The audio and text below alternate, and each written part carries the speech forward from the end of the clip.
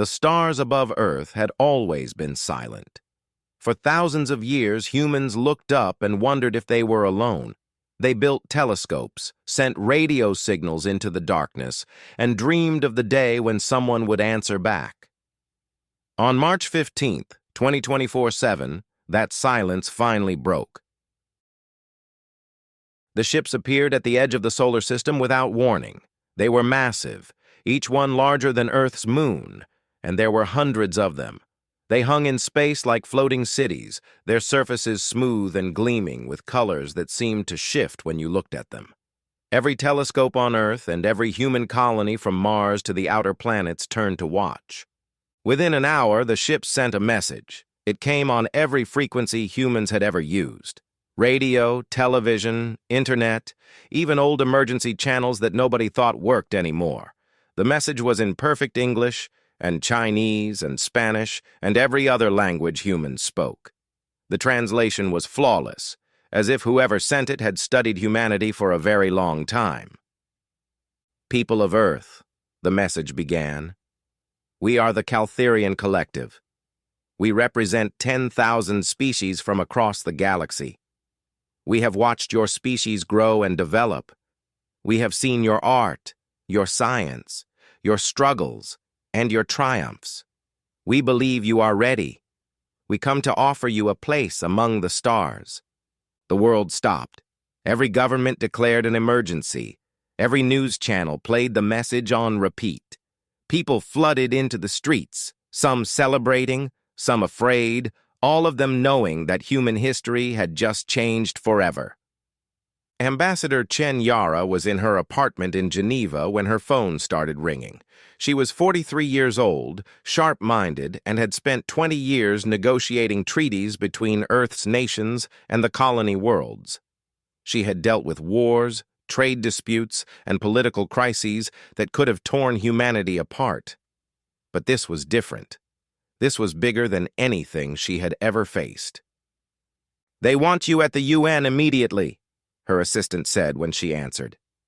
"You're being appointed as Earth's chief negotiator." Chen didn't hesitate. "I'll be there in 10 minutes. The United Nations building was chaos. Representatives from every nation on Earth and every human colony were gathering. Security had locked down the entire district. Chen walked through corridors filled with shouting voices and worried faces until she reached the main conference chamber. Inside, the Secretary General was waiting with the heads of state from Earth's major powers. The room was too quiet for the number of people in it. Everyone was reading the same thing on their tablets and screens. The full message from the Caltherian Collective. "They want to meet," the Secretary General said, "face to face. They've asked us to send a delegation to their flagship. They're offering us membership in their collective." Chen sat down and started reading. The message was longer than the broadcast, much longer. It outlined what the Caltherians called the Integration Protocol. It was a 500-year plan to bring humanity into galactic civilization. The promises were incredible. Advanced technology that would let humans travel faster than light. Medical treatments that could extend human life for centuries. Clean energy that would never run out. Access to libraries containing millions of years of accumulated knowledge from thousands of species, an end to hunger, disease, and poverty. Everything humanity had ever dreamed of was being offered freely. "What's the cost?" Chen asked. The Secretary General looked uncomfortable. "That's what we need you to find out." 2 days later, Chen stood in the airlock of Earth's largest space station, preparing to board a shuttle that would take her to the Caltherian flagship. She was joined by 5 other delegates: a scientist, a philosopher, a military advisor, a cultural expert, and a young translator who specialized in xenolinguistics, even though humanity had never met aliens before. The Caltherian ship that arrived to collect them was small compared to the massive vessels waiting at the edge of the system, but it was still 3 times larger than any ship humans had ever built. It was beautiful in a strange way, all smooth curves and surfaces that seemed to glow with their own light. When they boarded, The air smelled like flowers Chen had never encountered. The gravity felt slightly lighter than Earth's. The corridors were wide and tall, built for beings of many different sizes, and everything was quiet. Too quiet. Their footsteps barely made sound on the floor. A figure waited for them in what appeared to be a greeting chamber. It was humanoid, which surprised Chen. 2 arms, 2 legs, a head with 2 eyes and a mouth. But the similarities ended there. The being was tall, nearly 7 feet, with skin that had a faint blue tint and seemed to shimmer. Its eyes were too large and too dark, like pools of black water. It wore robes that moved as if underwater, despite there being no wind. "Welcome," the being said, and its voice was warm and gentle. "I am Archon Velius of the Caltharian Collective. I will be your guide and your contact for the integration protocol."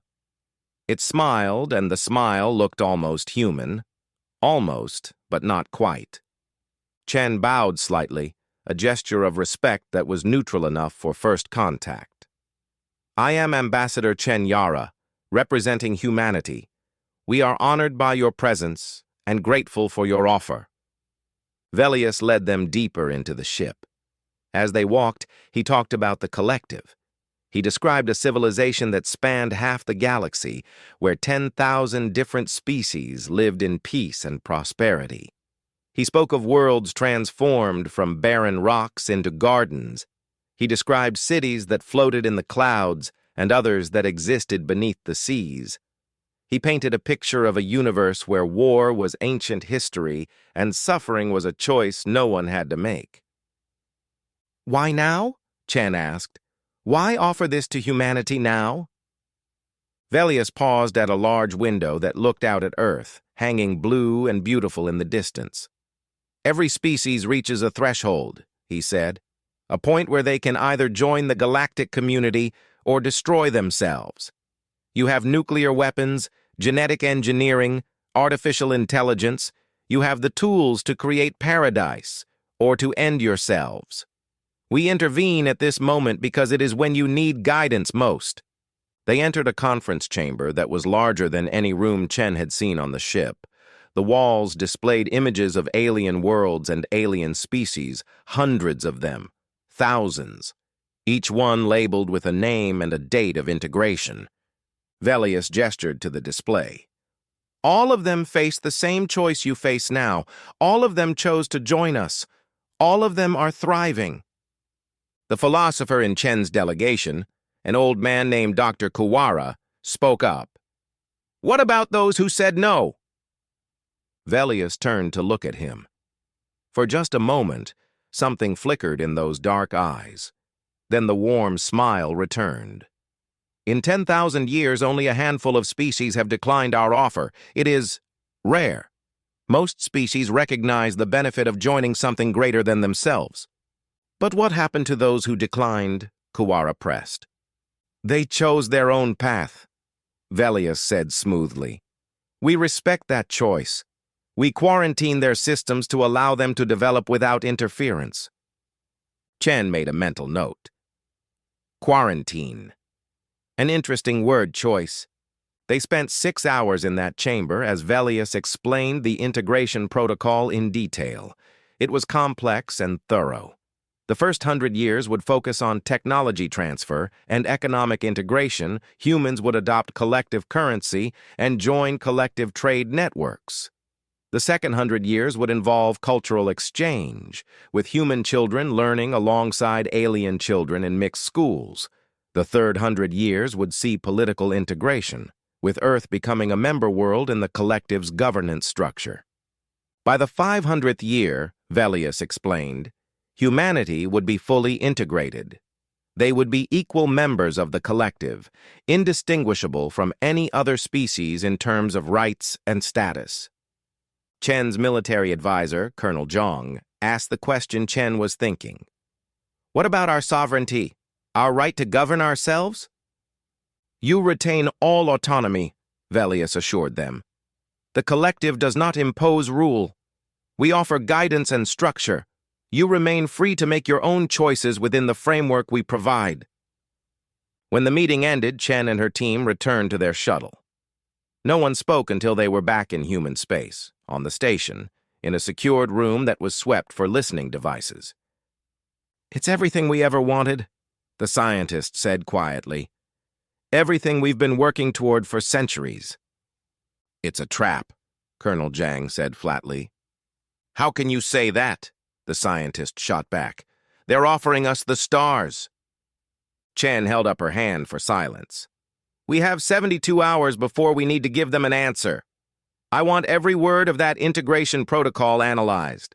I want historical experts looking at what happened to species that joined. And I want to know what happened to the ones who said no."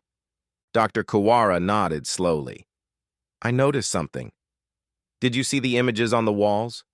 10,000 species, all of them very different physically, but their cities, their art, it all looked similar, too similar." Chen had noticed that too. She had also noticed something else. When Velius talked about the declined species, he had used the word quarantine, not protected or left alone. Quarantine. The word you used for diseases. Over the next 3 days, humanity worked faster than it ever had before. Every AI system, every analytical mind, every historian and philosopher and scientist was put to work examining the Caltherian offer. What they found was disturbing. The integration protocol was designed to smooth away differences. The economic integration meant adopting collective systems that had been refined over millennia. Human innovation would be unnecessary. The cultural exchange meant human children would learn to think like collective members. Human uniqueness would fade. The political integration meant human voices would be a tiny fraction of a vast government where conformity was rewarded and deviation was discouraged. A young xenoanthropologist named Sarah Kim found something even more disturbing. She dug into the historical records the Caltherians had provided about species joining the collective. She noticed gaps in the timeline. 47 species had existed in the regions the collective controlled. Only 41 were listed as members. 6 were missing. She requested information about those 6 species. The Caltherian response was vague. They had declined integration and chosen isolation. They were under quarantine for their own protection. Sarah pushed harder. She asked to speak with them or see their worlds. The Caltherians refused. It would violate the quarantine protocol. It would interfere with their development. Sarah brought her findings to Chen. "I think they're lying," she said. "I think those species either don't exist anymore or they're prisoners. And I think there are more than 6. The records only go back a few thousand years. The collective is older than that." Chen called an emergency session of every human government. The debate lasted 18 hours. Some argued that even if the collective wasn't perfect, the technology was worth it. Others said that surrendering humanity's independence was too high a price. The vote was close, but the result was clear. 67% of humanity chose to decline the offer. Chen requested one final meeting with Archon Velius. This time, she didn't go to his ship. She insisted he come to the UN building on Earth. She wanted this conversation to happen on human soil, broadcast across every human channel and sent to the Caltherian fleet. Velius arrived alone, which surprised Chen. He seemed confident, as if he already knew humanity would accept. They met in the General Assembly Hall, with representatives from every human nation and colony present. Cameras recorded everything. Chen stood at the podium and looked directly at Velius. "We have examined your offer with great care," she began. Her voice was steady and clear. "We are grateful for it. We understand that you believe you are offering us a kindness, but we have learned something about ourselves across our long and difficult history." She paused, letting the moment stretch. Every human alive was watching. Humanity values the right to fail on our own terms more than we value guaranteed success on someone else's terms. We value our differences, our conflicts, our struggles. They are what make us human. Your integration protocol would smooth us away over time. We would become just another species in your collective. Thinking your thoughts, following your ways, we would cease to be who we are. Velia started to speak, but Chen raised her hand. We are declining your offer, and we are issuing a warning. One warning given once, and never repeated. Her voice grew harder. Do not return with better offers. Do not interfere with our development. Do not quarantine us. Do not observe us. Do not contact us again. Leave human space, and do not come back. Velius's face showed shock for the first time. You don't understand what you're refusing. You'll destroy yourselves within a century. Your species will tear itself apart without our guidance. Perhaps, Chen said, that is our choice to make, our risk to take, our future to build or burn. She leaned forward slightly. But if you ignore this warning, if you breach this boundary we are setting, you will discover something about humanity that you missed in all your years of observation. You will learn why we are the only species on our planet that survived our own evolution. You will learn what makes humanity different. She let silence fill the hall. And you will learn it the hard way. Velius stood frozen. No species had ever spoken to the collective this way. No species had ever refused and then issued demands. He didn't know how to respond. Chen gave a signal. All around the world and across every human colony, something happened simultaneously. Every ship turned away from the Caltherian fleet. Every telescope pointed away. Every communication channel closed. Every defense station activated, not aggressively, but as a clear statement. Humanity turned its back and went back to work. Chen looked at Velius one last time. You should leave now. The Archon left without another word.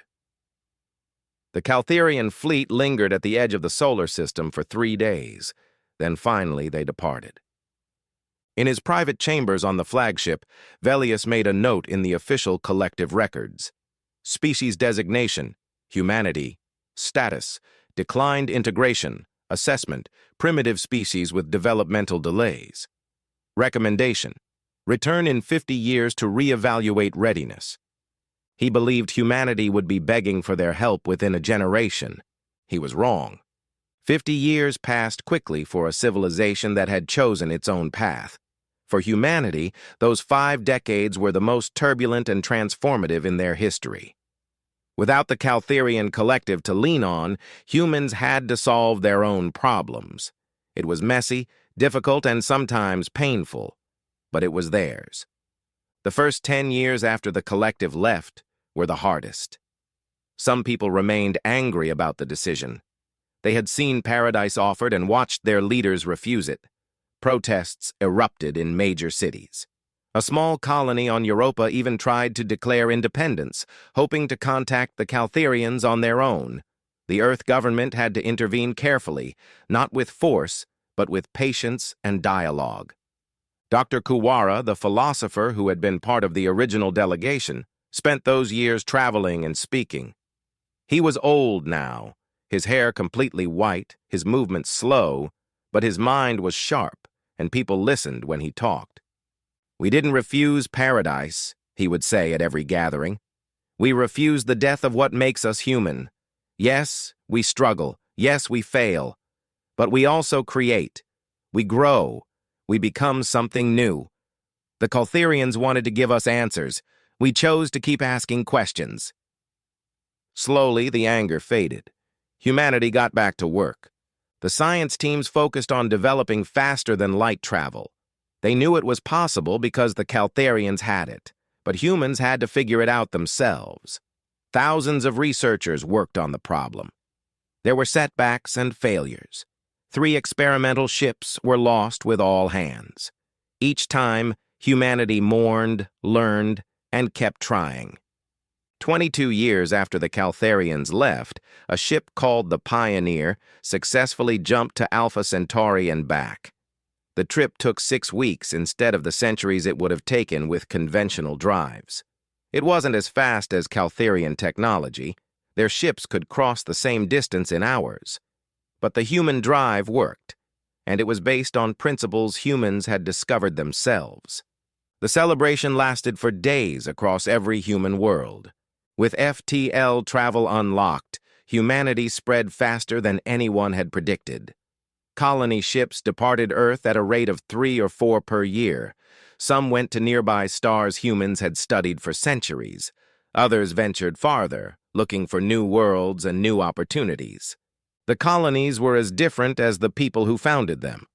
New Beijing on Proxima Centauri b became a gleaming city of towers and artificial intelligence. Where efficiency and progress were the highest values, New Amish on Ross 128b rejected advanced technology almost entirely, building farming communities that looked like they came from Earth's 19th century Freeport. Orbiting Tau Ceti became a wild trading hub where laws were minimal and anything could be bought or sold. Earth's government tried to maintain unity, but it was like holding water in a net. The colonies were too far away and too independent. Eventually, humanity accepted what it had always been: diverse, argumentative, and impossible to control completely. A loose confederation replaced the old government structure. Each world could govern itself however it wanted, as long as it respected basic rights and participated in mutual defense. Not everyone agreed with this arrangement. There were arguments and tensions, but compared to the collective's enforced conformity, humanity's chaos felt right. On the 40th anniversary of First Contact, Ambassador Chen Yara gave her final public speech. She was 93 years old, still sharp-minded but physically frail. She spoke from the same UN chamber where she had refused the Caltherians. "We were told we would destroy ourselves," she said, her voice quiet but clear. "We were told we needed guidance. Instead, we stumbled forward on our own. Yes, we made mistakes. Yes, we suffered. But we're still here. We're still human. We're still free." She smiled. That's worth any cost. She died 6 years later, knowing she had helped save humanity from a comfortable cage. In the 47th year after First Contact, something unexpected happened. A human exploration ship encountered aliens. Not the Caltherians, but a different species entirely. They called themselves the Varani. They were small, barely 4 feet tall, with 6 arms and skin covered in patterns that changed color with their emotions. They came from a star system about 80 light years from Earth. When the human ship approached, broadcasting peaceful intentions, the Varani responded with curiosity rather than fear. The first meeting was awkward. Both species were trying to communicate without a common language.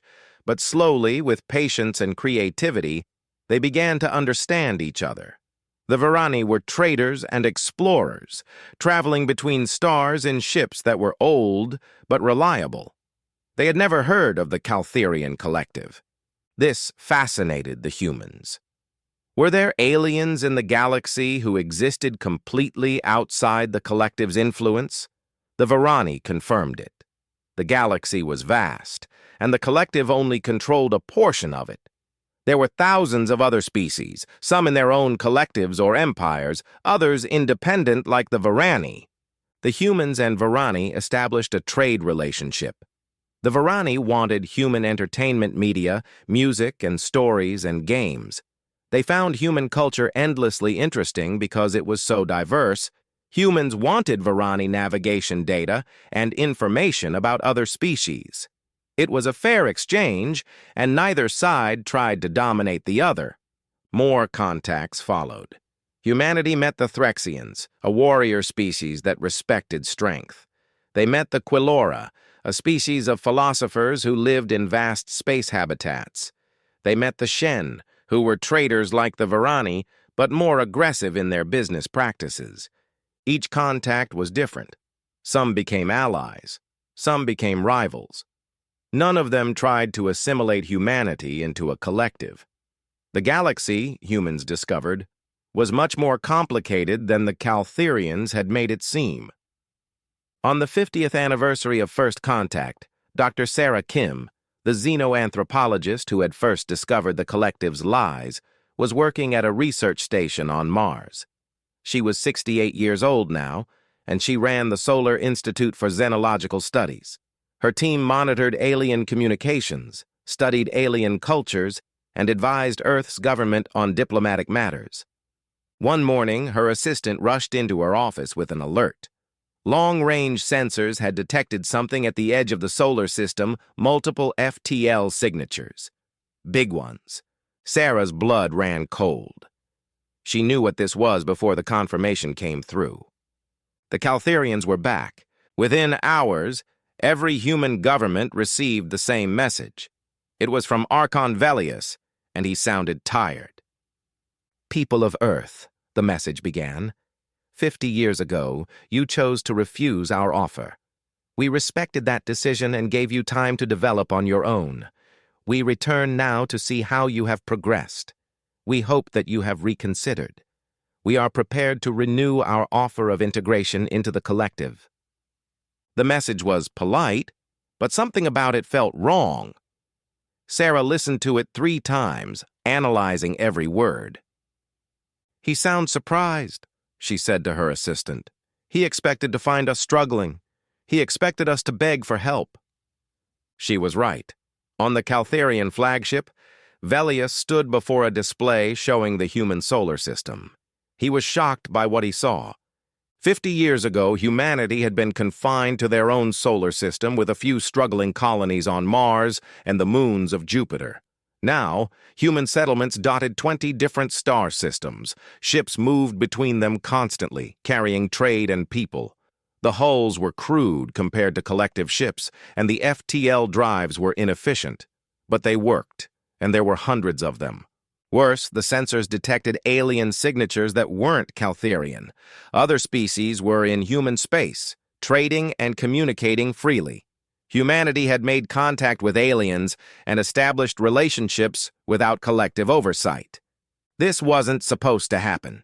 Species that refused integration were supposed to stagnate or destroy themselves. They weren't supposed to thrive. Velius composed himself and sent the prepared message. Then he waited for humanity's reply. The reply came from the Confederation's main council. It was short. "Archon Velius, 50 years ago, we issued a warning. We told you not to return. We told you to leave us alone. You have violated that warning. You must leave human space immediately." Velius read the message in disbelief. They were ordering him to leave? They were treating the Caltherian collective like an unwanted guest? He composed a response, making his tone gentle and reasonable. "We mean no harm.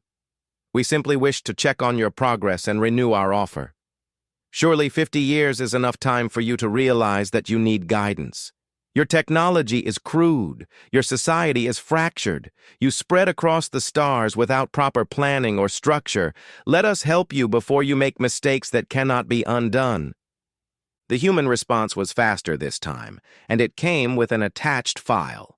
The file contained detailed records of human progress over the past 50 years, new technologies developed, new colonies founded, new species contacted, peace maintained despite differences. It was a comprehensive report that showed humanity doing exactly what they said they would do, surviving and growing on their own terms. The message itself was simple. We do not need your help. We do not want your help. Leave now. Velius felt frustration building. Why couldn't they see? He activated his ship's communication system and broadcast directly to Earth, bypassing official channels. "I am trying to help you," he said, and his voice carried genuine concern. "I have watched 10,000 species join the collective. I have seen the mistakes that young species make when they develop too quickly without guidance. You are heading toward disaster. Your culture is too diverse, too chaotic. You will tear yourselves apart. Please let us help you before it's too late." On Earth, in the Confederation Council chamber, the representatives watched Velius's plea. Some of them felt sympathy. He seemed to genuinely believe he was helping. Sarah Kim, present as an advisor, shook her head. He's not trying to help us. He's trying to help himself. The collective can't accept that we succeeded without them. It breaks their entire worldview. The council voted unanimously. They sent a final message to Velius. You have been warned 3 times now. Once 50 years ago, when we told you never to return. Once when you arrived and we told you to leave once just now. There will be no 4th warning. If you do not leave human space within 24 hours, we will consider your presence a hostile act. Velius should have left. The collective's own protocols said that species who refused integration should be left alone, but Velius couldn't accept it. He had spent 50 years believing humanity would fail. He had imagined returning to find them desperate and grateful. Instead, they were thriving and ordering him away. He made a decision that would change everything.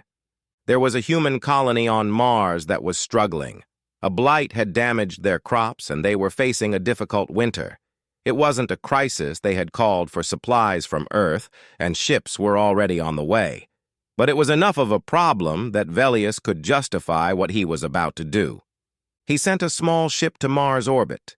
It broadcast an offer directly to the colonists, advanced agricultural technology that would solve their crop problems permanently, free of charge. No strings attached, just humanitarian aid. The Mars colony government contacted Earth immediately. The Confederation's response was instant and clear. Refuse all contact with the Caltherians, accept nothing from them.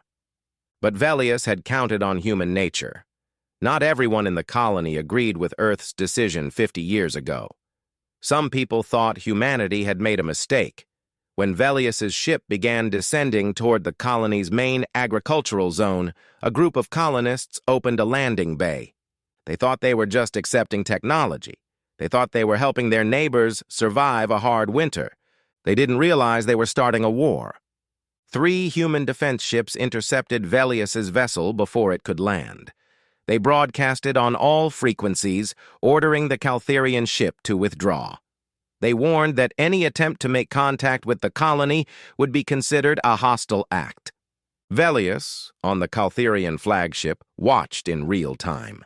He couldn't believe what he was seeing. They were going to stop him from delivering aid? They were going to let their own people suffer rather than accept help? He gave the order. The small ship activated what the collective called pacification protocols. They were non-lethal systems designed to disable primitive vessels without harming the crew. The weapons were precise and safe, refined over thousands of years of peacefully managing less advanced species. The 3 human ships should have gone dark. Their systems should have shut down, leaving them floating helplessly until they could be towed to safety. Instead, the human ships opened fire. The weapons were crude by collective standards. Railguns that hurled chunks of metal at relativistic speeds, missiles with nuclear warheads, lasers that were inefficient and short-ranged. But they were fired by crews who were angry, determined, and who had trained for this exact scenario. The Caltherian ship's shields held at first, then a railgun slug punched through, then another. Missiles detonated against the hull, tearing open sections of the ship. The lasers burned through armor that had never been designed to withstand sustained attack. Velius watched in horror as the small ship broke apart. The crew barely had time to evacuate. 17 Caltherians made it to escape pods. 6 didn't. It was the first time in 10,000 years that anyone had destroyed a collective vessel. The 3 human ships were damaged. 2 of them severely. But they had achieved their objective. The Caltherian ship was debris, and the escape pods were being collected by human rescue vessels. Velius sat in his command chamber, staring at the displays. Around him, his crew was silent, shocked. Someone had fought back. Someone had destroyed a collective ship. It wasn't supposed to be possible. On Earth in the Confederation Council, Sarah Kim stood and addressed the chamber. "They know now," she said quietly. "They know that we meant every word of our warning. The question is, What will they do about it? The answer came faster than anyone expected. At the edge of human space, 50 Caltherian warships emerged from FTL. The fleet had been waiting just outside the system, ready to provide support if needed. Now they were coming in, and they weren't broadcasting messages of peace. Humanity had one day to prepare for war against an empire that had never lost. The Caltherian fleet moved through space with the confidence of a civilization that had never known defeat. 50 warships, each one a masterpiece of technology refined over thousands of years. Their shields could withstand the blast of a star. Their weapons could turn planets into glass. They had come to teach humanity a lesson about rejecting the collective's kindness. Admiral Marcus Okonkwo watched the approaching fleet from the bridge of the UHSS Defiance, humanity's largest warship. He was 61 years old, a career military officer who had fought in the brief war between Earth and the Mars independence movement 30 years ago. He had trained for this moment, even though he never truly believed it would come. Around the solar system, every human military vessel was moving into position. There were 234 ships total. Most were small patrol craft and system defense boats. Only 47 were proper warships, and even those were tiny compared to the Caltherian vessels. The disparity was obvious to everyone. Human technology was 50 years old, developed without alien help. Caltherian technology was 10,000 years old, perfected across millions of battles. In every measurable way, humanity was outmatched. Incoming transmission from the Caltherian fleet, the communications officer reported. Okonkwo nodded. Put it through. Archon Velius appeared on the main screen. He looked tired and sad, like a parent forced to discipline a child. Admiral Okonkwo, Velius said, somehow knowing exactly who he was addressing. What happened at Mars was a tragedy. Your people destroyed a vessel on a humanitarian mission. 6 Caltherians died. This cannot stand without response. Okonkwo kept his expression neutral. You violated our territorial space after being warned not to. You attempted to interfere with one of our colonies. The response was proportional to the threat. We were delivering aid. Velius's voice rose slightly. We were trying to help people who were suffering. We didn't ask for your help, Okonkwo replied. We told you to leave. You refused. Actions have consequences even for the Caltherian collective. Velius was silent for a moment. When he spoke again, his voice was heavy with resignation. I am authorized to accept your surrender, disarm your vessels, stand down your defense systems, and submit to collective authority. We will occupy your major population centers temporarily while we begin the integration protocol. There will be no further bloodshed if you comply now. Okonkwo almost laughed. You think we're going to surrender? You have no choice, Velius said. Look at your sensors. We have 50 warships. You have 47. Ours are superior in every way. You cannot win this fight. Please do not throw away lives for pride. Okonkwo leaned forward in his chair. Archon Velius, let me tell you something about humans. We've been fighting for our entire existence. We fought the planet we evolved on. We fought the diseases that tried to kill us. We fought each other in 1,000 wars. We learned something from all that fighting. Victory isn't about having better weapons, it's about being willing to pay the price to win. That's barbaric, Velius said quietly. Maybe, Okonkwo agreed, but it's kept us alive.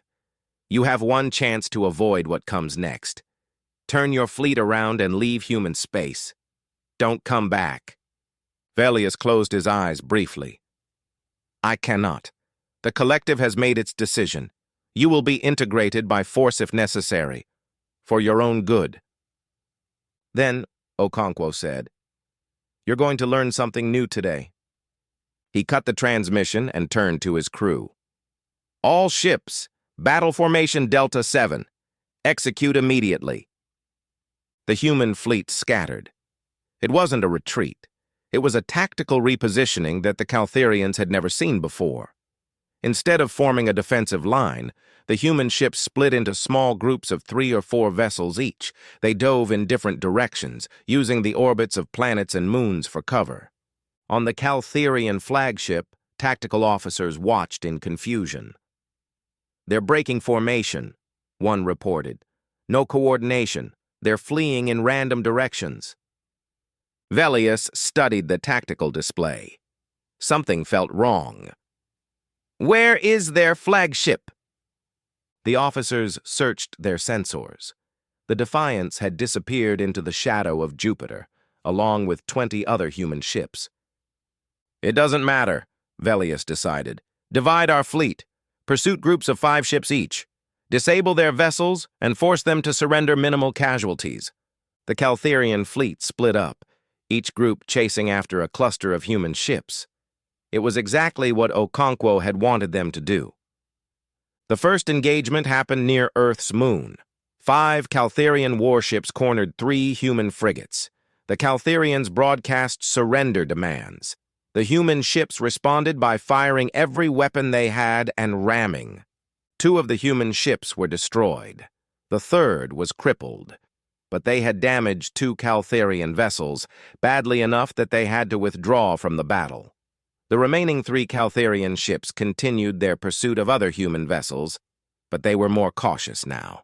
Near Mars, another engagement played out differently. 4 human ships were being chased by 5 Caltherian vessels. The humans led them into a debris field left over from old mining operations. When the Caltherians followed, the humans detonated nuclear mines hidden in the debris. The explosion didn't destroy the Caltherian ships, but it scattered the fleet and damaged their sensors. The human ships turned and attacked in the confusion. 1 Caltherian ship was destroyed. The others retreated to regroup. Near Venus, the pattern repeated.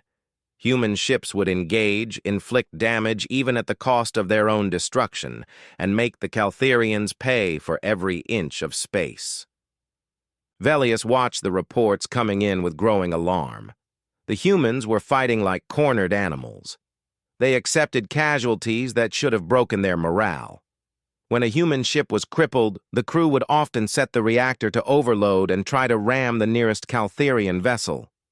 "They're insane," one of his officers whispered.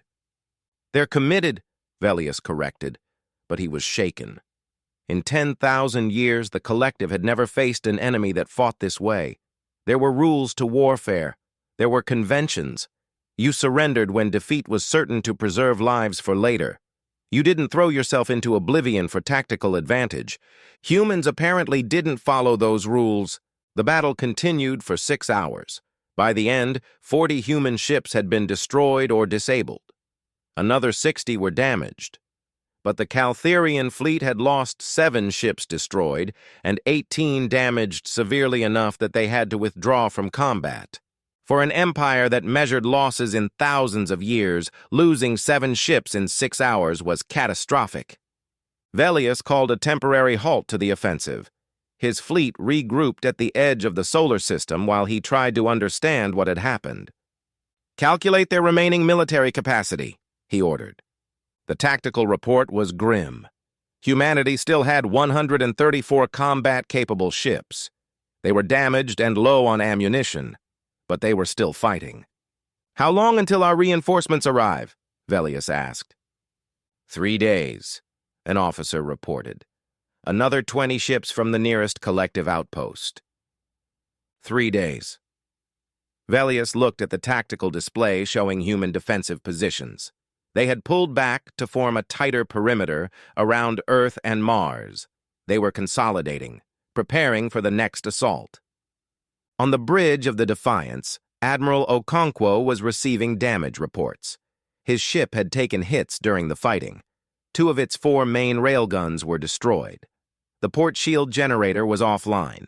They were down to 60% combat effectiveness. "Status of the fleet?" he asked. 134 ships still operational," his tactical officer reported. "But ammunition is low across the board. Missiles at 40%, railgun slugs at 30%. We have enough for maybe 2 more engagements before we're reduced to lasers only." Okonkwo studied the plot showing Caltharian positions. They were hanging back, regrouping, probably waiting for reinforcements. "They expected us to break," his executive officer said quietly. "They expected us to surrender after the first hour." "They don't understand us," Okonkwo replied. "They've spent 10,000 years dealing with species that think like them. We don't think like them." Dr. Sarah Kim's face appeared on a communication screen. She was broadcasting from the Confederation Council on Earth. "Admiral, we're receiving reports from our scouts. Caltharian reinforcements are en route. 20 additional ships arriving in approximately 70 hours. Okonkwo nodded. "I saw the projection. That will give them a 2-to-1 numerical advantage, and their ships are still individually superior." "Can we hold?" Sarah asked. It was the question everyone wanted answered. Okonkwo was silent for a moment, running calculations in his head. If the Caltharians attacked with everything they had, accepting casualties like humans did, they could overwhelm Earth's defenses in a day. But they wouldn't do that. They still thought like the collective. They would try to minimize losses, follow proper tactical doctrine, fight a clean war. That was humanity's only advantage. "We can hold," Okonkwo said, "but it's going to cost us. We need to make them pay for every ship, every hour, every inch of space. Eventually, they'll decide we're not worth the price." "And if they don't?" Sarah asked. Okonkwo didn't answer. He didn't need to. If the Caltharians committed fully, if they were willing to accept massive casualties, they would win, Earth would burn. Humanity would be forced into the integration protocol at gunpoint. But Okonkwo was betting that the collective couldn't make that commitment. An empire that hadn't lost a ship in 10,000 years couldn't suddenly accept losing 50 more. It would break something fundamental in how they saw themselves. "All ships," he broadcast across the fleet. 60 hours until the second wave arrives. Repair what you can. Resupply from the depots. Rest if you can. When they come again, we show them the same thing we showed them today. Humans don't surrender." Across the fleet, damaged ships limped toward repair stations. Crews worked around the clock, fixing weapons and patching hulls. Medical stations were overwhelmed with wounded. The death toll from the first engagement was climbing toward 12,000. On Earth, the Confederation Council debated their options. Some representatives argued for negotiation. Maybe they could find a compromise, some way to satisfy the Caltharians without surrendering completely. Others argued for total commitment. This was an existential fight. If they gave the collective any opening, any crack in humanity's resolve, it would all be over. Sarah Kim listened to the debate for hours before finally speaking up. "We're thinking about this wrong," she said. "We're treating this like a normal war, where two sides fight until one surrenders. But this isn't a normal war. The Caltharians aren't trying to conquer us. They're trying to save us from ourselves." She gestured to the data displayed on the Council's main screen. "Look at their tactics. They're trying to disable our ships, not destroy them. They're broadcasting surrender demands every few minutes. They want us to submit because they genuinely believe they're helping us." "How does that help us?" one representative asked. "Because," Sarah explained, "they can't accept that helping us means leaving us alone. Their entire civilization is built on the idea that integration into the collective is good for everyone. We're breaking that idea just by existing and thriving. Every hour we hold out, every ship we destroy, we're proving them wrong." Another representative shook his head. "But they can still destroy us." "Yes," Sarah agreed, "but only if they're willing to abandon everything they believe about themselves. They would have to admit that they're not benevolent guides, they're conquerors. That's not a small thing for a civilization that has spent 10,000 years believing their own propaganda." The Council voted to continue fighting. No surrender, no negotiation. Humanity would stand or fall on its own terms.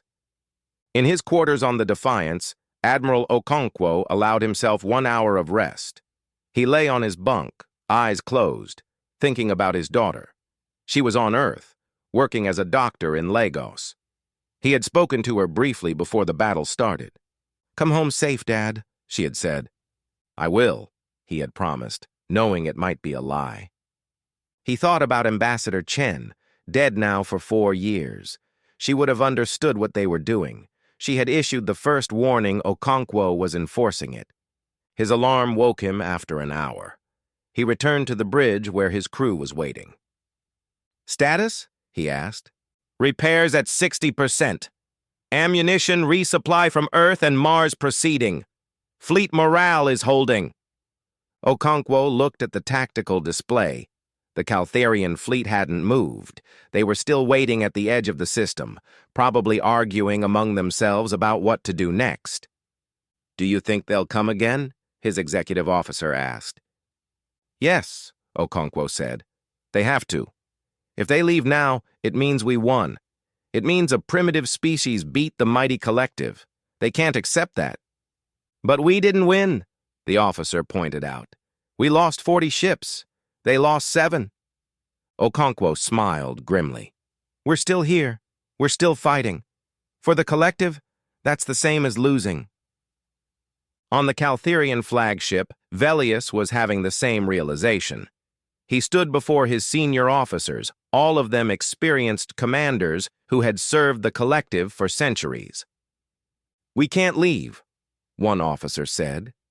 "If we withdraw now, every other species we've integrated will hear about it. Some might start questioning the collective's authority." "But we can't sustain these losses," another argued. 7 ships destroyed in 6 hours? That's more than we've lost in the last millennium. If this continues, we could lose the entire fleet." Velius listened to them argue, feeling the weight of command pressing down on him. He had made the decision to intervene at Mars. He had started this chain of events. Now he had to see it through. "We continue," he said finally. "When reinforcements arrive, we will attack with overwhelming force. We will break their defenses and occupy Earth. We will save humanity from itself, whether they want us to or not." The officers looked uncertain, but they nodded acceptance.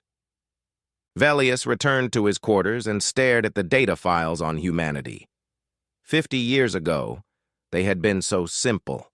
A species on the edge of space, struggling with their own nature. He had truly believed he was helping them. Now he didn't know what to believe. Humans had technology they shouldn't have developed without guidance.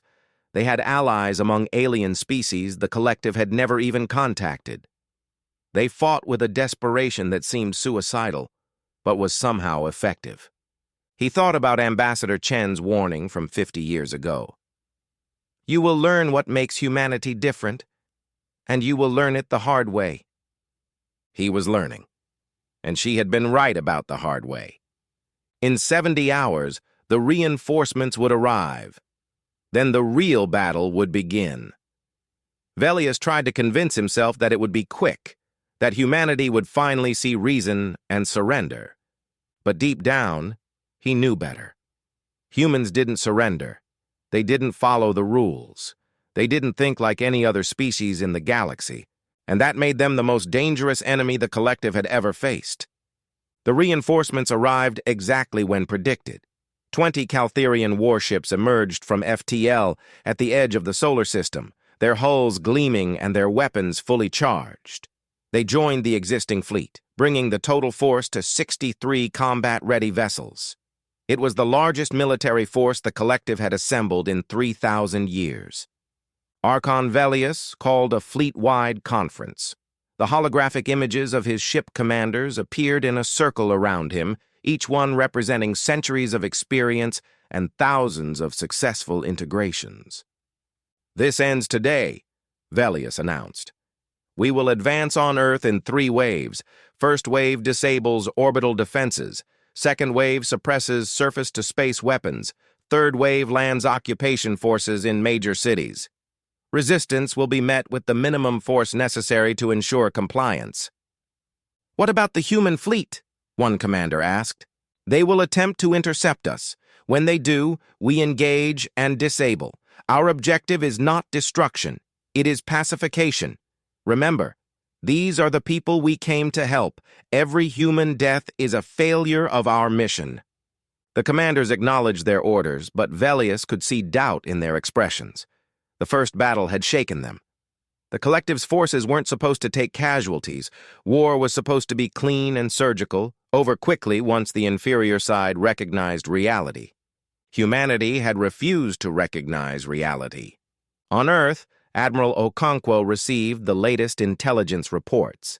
His fleet was as ready as it would ever be.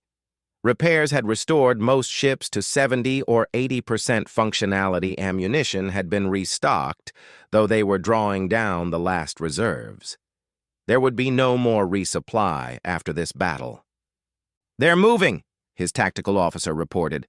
"All 63 ships advancing in formation. Speed is conservative. They're taking their time."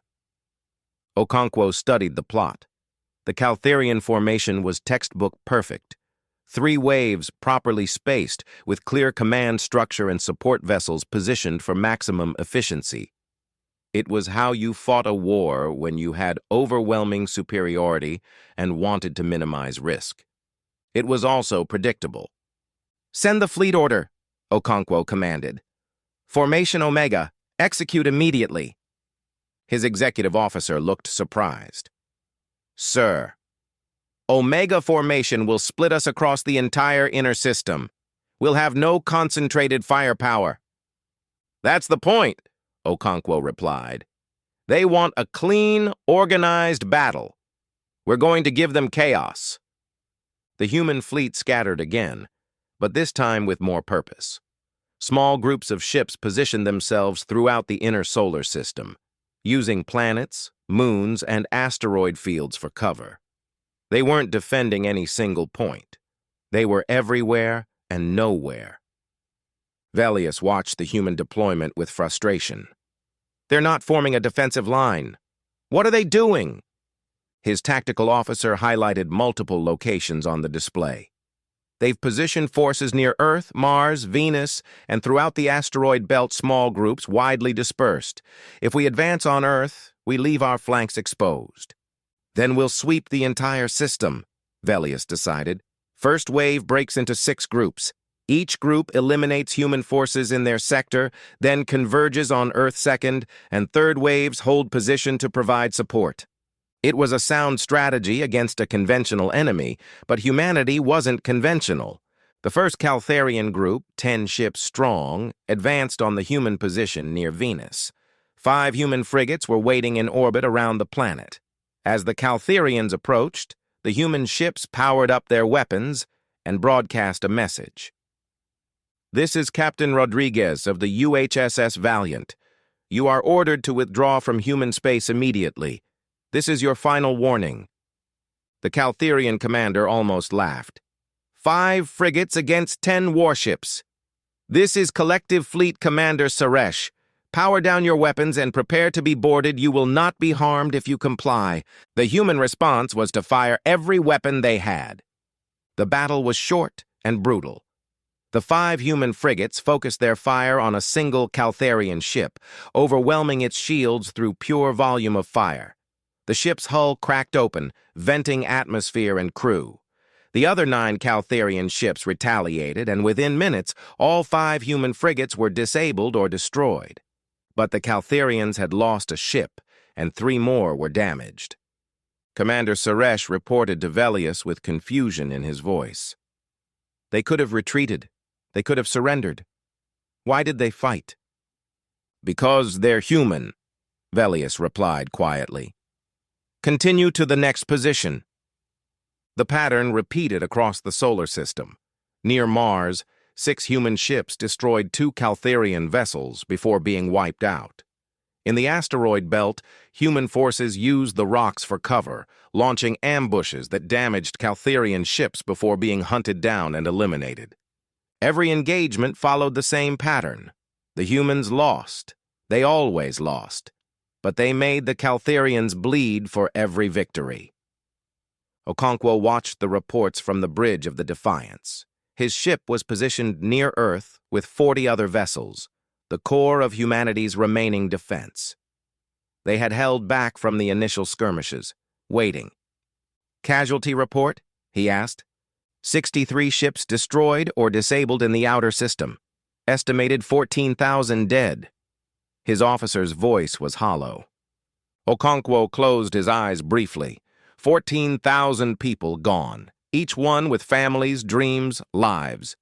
He had ordered them to die, and they had obeyed. "And Caltharian losses?" 11 ships destroyed, 28 damaged to varying degrees. They're regrouping before the final push on Earth.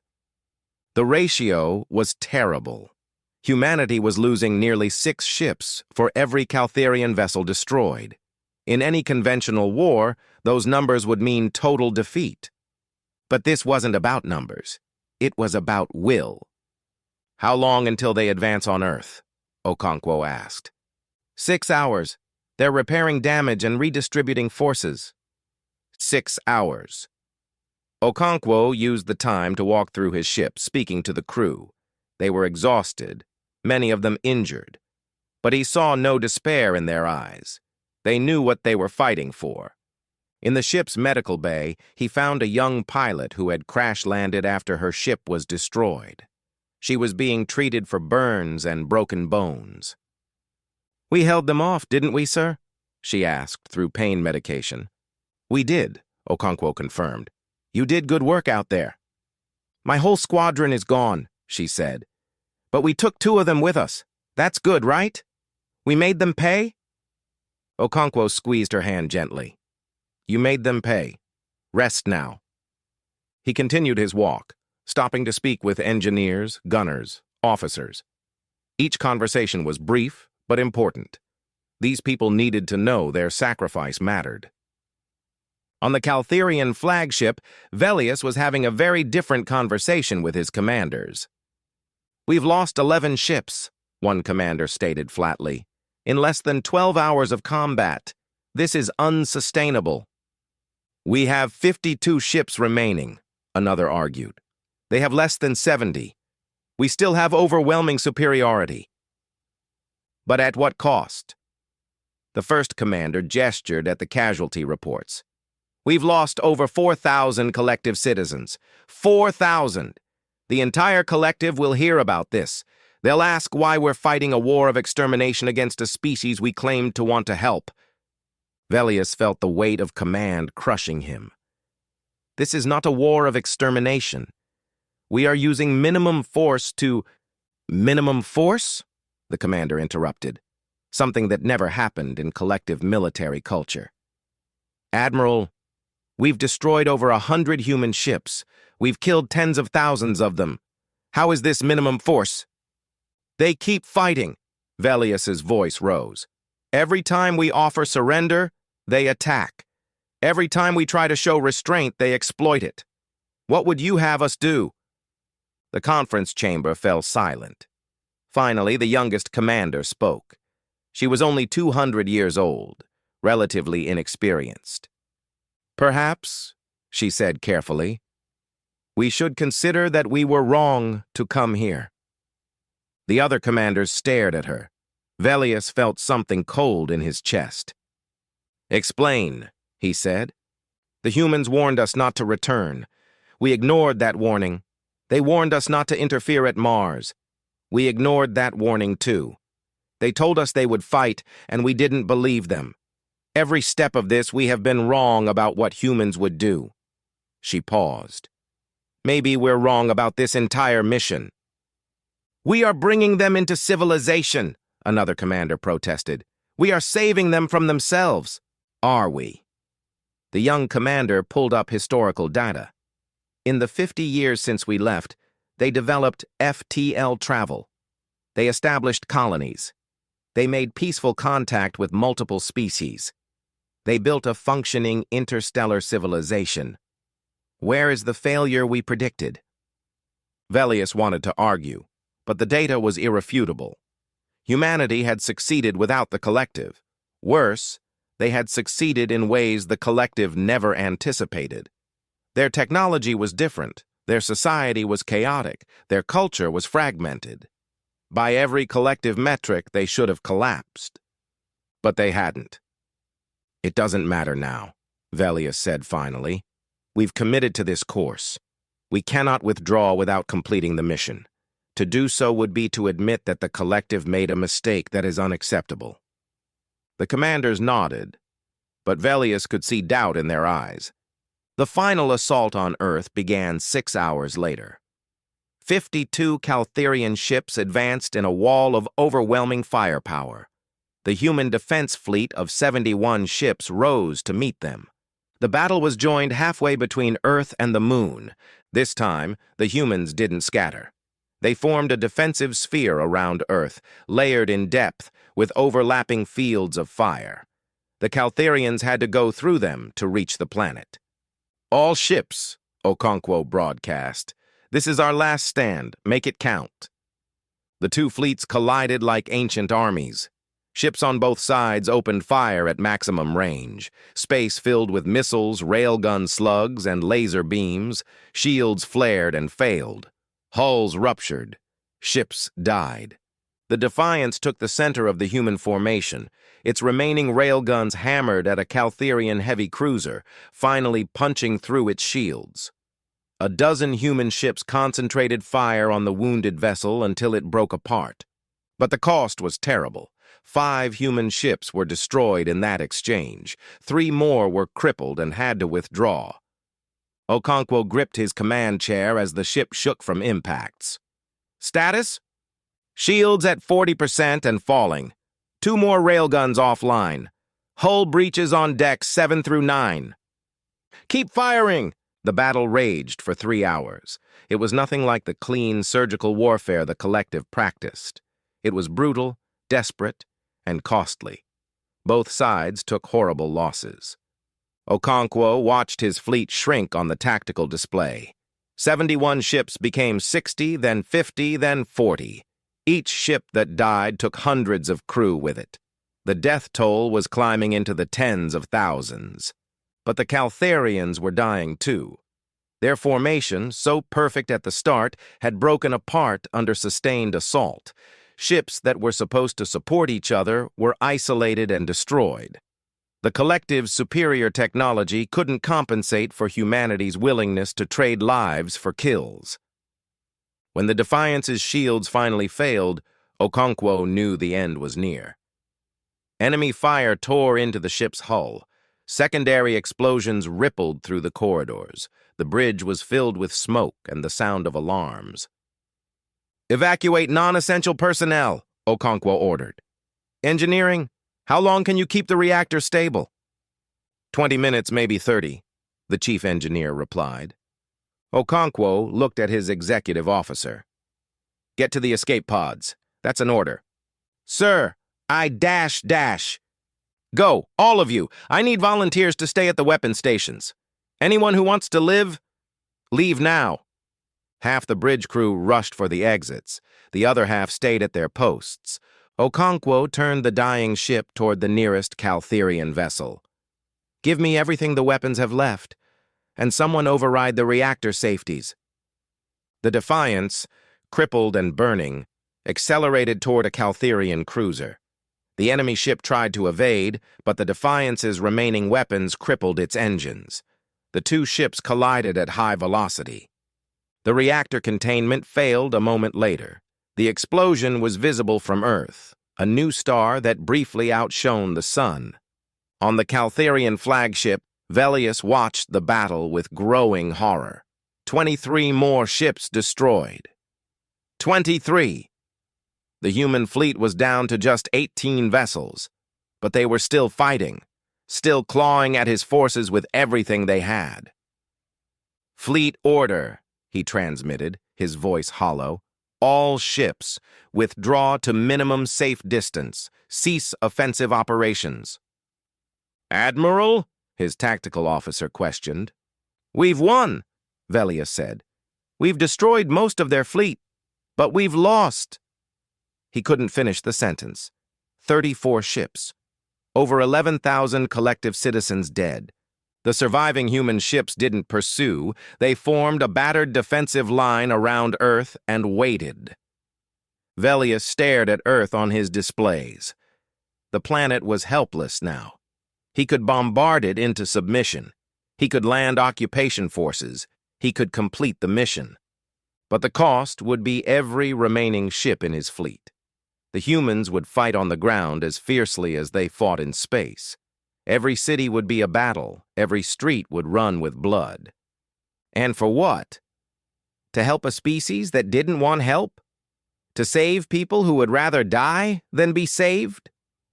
Velius thought about Ambassador Chen's warning, 50 years old but suddenly very real. You will learn what makes humanity different, and you will learn it the hard way. He had learned. Humans fought without hope of victory because victory wasn't the point. Survival was. Freedom was. Choosing their own path was. The collective had spent 10,000 years believing that civilization meant cooperation, peace, and rational decision-making. Humans had spent their entire existence proving that survival sometimes meant violence, sacrifice, and irrational determination. "Open a channel to Earth," Velius ordered quietly.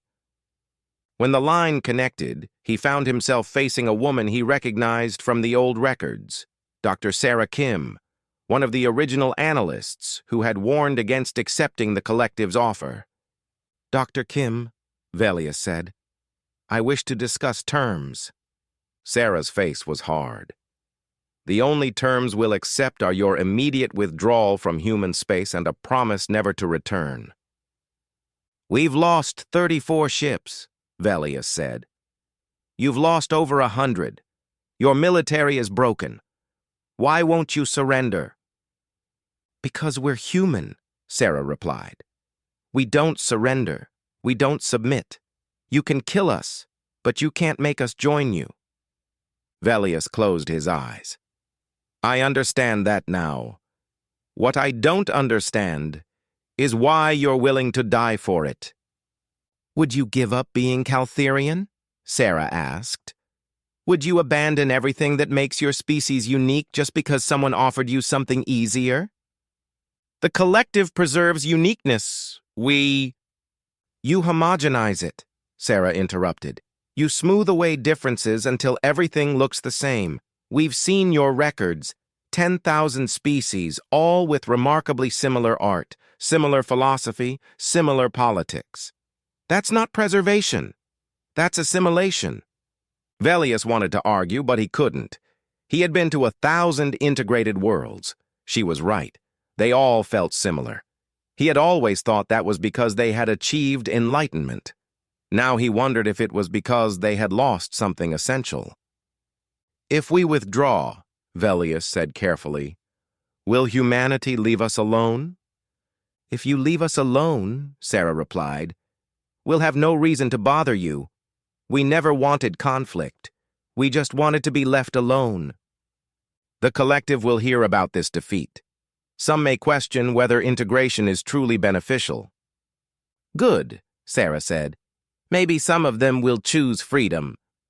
Velius looked at his tactical display one more time. 18 human ships remained, all damaged, low on ammunition, barely functional. One more assault would finish them. But his fleet was broken too, and he finally understood that humans would keep fighting until every last person was dead. There would be no surrender, no integration, only death. "Very well," Velius said. "We will withdraw. But I must warn you, the collective is vast. Others may come after us." "Let them come," Sarah replied. "We'll give them the same warning we gave you, and if they ignore it, they'll learn the same lesson." The Caltherian fleet began its withdrawal 6 hours later. The surviving human ships escorted them to the edge of the solar system, weapons armed, making sure they actually left. When the last Caltherian ship jumped to FTL, a cheer went up across every human world. They had won. They had paid a terrible price, but they had won.